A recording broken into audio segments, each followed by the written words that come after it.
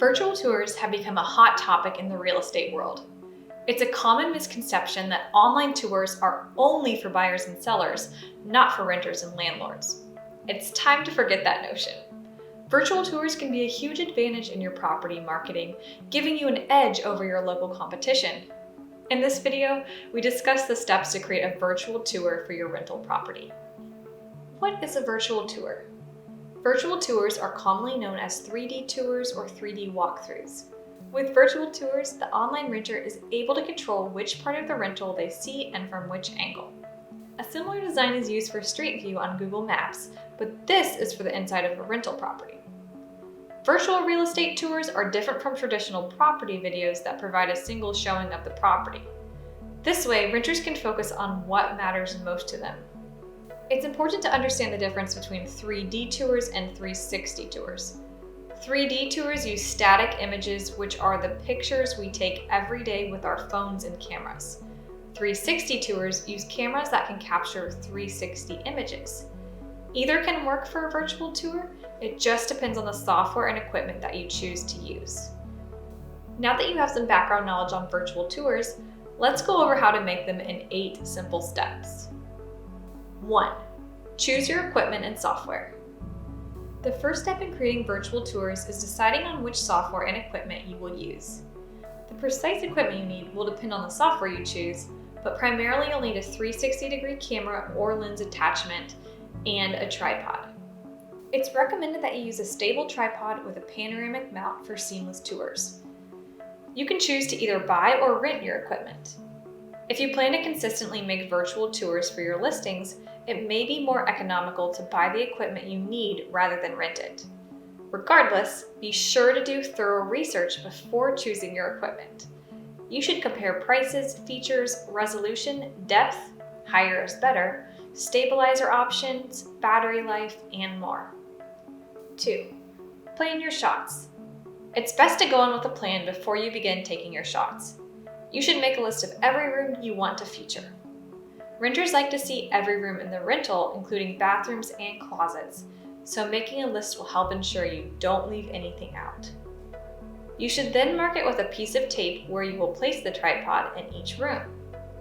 The center of the room is usually best, but you may need to readjust so you're able to capture all of the room's important features. 3. Stage each room. You want to present each room in its best light, literally. Make sure there's enough light in each room that the pictures are detailed and of a high quality. If there's not enough natural light, bring in lamps and additional lighting. You should take anything out of the room that might be in the way of the camera so that viewers have full access to the room. Additionally, remove anything from the room that might be distracting to renters, which can include equipment or mirrors that reflect the camera. It's good to leave some minimalist furniture and decor so that renters can see what the room will look like filled. 4. Level your tripod. Leveling your tripod ensures that all of the photos will come out correctly. With an unlevel tripod, the lines won't match up and the tour won't be seamless. Many tripods come with a built-in bubble level. If yours doesn't, bring one with you or download a leveling app on your phone. Simply adjust the legs of the tripod until it's perfectly level. 5. Do test shots. Before you take all of your photos, you should do a test shot in each room. Check for lighting and anything that might be distracting. If the room shows up too dark, bring in additional lighting. If the camera is reflected in a window or glass feature in the room, move it until it can't be seen. 6. Take the photos you need. Once you've tested your shots and everything is good to go, it's time to take all the photos that you'll need for the virtual tour. Go into each room, review any notes you have, place the tripod on your marked spot, and take your photos. Before moving on to another room, check your photos on the camera screen and make sure they turned out correctly. Don't be afraid to do multiple retakes if necessary. It's better to have too many pictures than not enough. 7. Create the virtual tour. Once you have all of your images, create your virtual tour by stitching images together using the software you chose in the first step. First, you must upload on the software all of the photos you wish to use.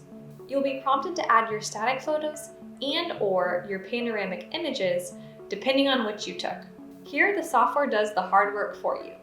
Most software platforms include audio description, interactive links, music, and/or text. These additional features are what makes virtual tours useful. 8. Share the virtual tour.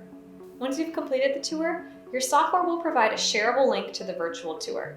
You will also be given a code that enables you to embed the tour on websites and social media accounts. Be sure to include a link to the tour in all of your listings.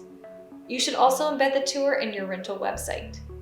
The more you share the tour, the better chance it has to reach interested renters. Hopefully, you now have a better understanding of how to create virtual tours of your rental properties. Traditionally, 3D and 360-degree tours were thought of as expensive marketing tools reserved for those in the business of buying and selling homes. As you now know, this is simply not the case. Virtual tours have the potential to benefit your rental business in considerable ways. Thanks for watching and happy renting.